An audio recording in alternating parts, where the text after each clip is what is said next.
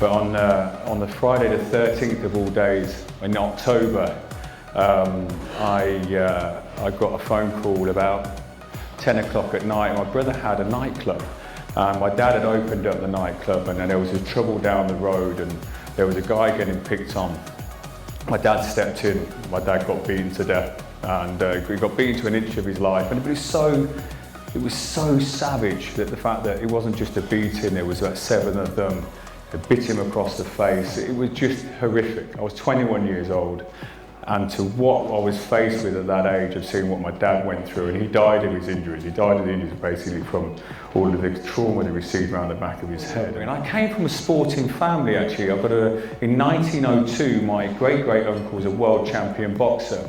My uncle George Cohen, was part of the 1966 football team when they won the World Cup. And it skipped a generation to me to win the World Cup in 2003. And I'll tell you what, to be honest with you, we're not skillful sportsmen.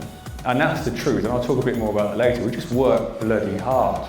And I had other difficulties that I'll share with you. I had to try and overcome in my career. And Clive Wood was showing round these young 2 lads. I didn't think anything of it, and as you would, you probably think they're prize winners.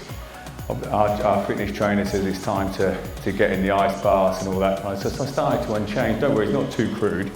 But I started to unchange, tops off, pants down, and as men would appreciate in the room, you're running around for a couple of hours, you need to adjust yourself. And as I'm adjusting myself, I see these 2 pairs of feet arrive in front of me, and I'm thinking, oh shit, I've got to meet these 2 young lads, completely naked, cupping my things, right? So I've got to get it over and done with. So as I stand up, I'm face to face with a young Prince Harry.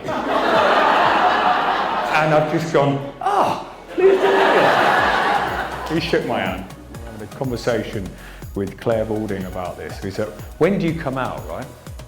Do you come out at the beginning of your sport in a team that's maybe a little bit homophobic? Because we know we have casual homophobia, right? We hear it in our playing. I'm sure you guys hear it in your playground. I'm sure you may do something about it, or you may turn a blind eye. I don't know, because we don't necessarily teach that yet. But if you hear racism, you probably do something about it, right? So we're going to get to that point where we need to be addressing this casual homophobia. But I want to say how I got over and come to terms with being deaf playing.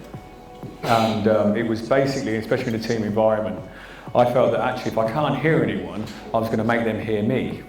Right, so I commentated on everything I did, so which got me selected a hell of a lot more times when I played bad than it was just being because I was a good player. So actually, I made sure that I knew everyone's position, what they were doing. So I'd talk them into position, I'd tell them where I am, and I'd organise the defence, because it doesn't matter at any level you play, communication is always king, and it isn't good, even at international rugby up here, or international sport, or with it down at school. No one bloody talks when you get tired, no one bloody talks when you're under pressure, right? So me would always talk.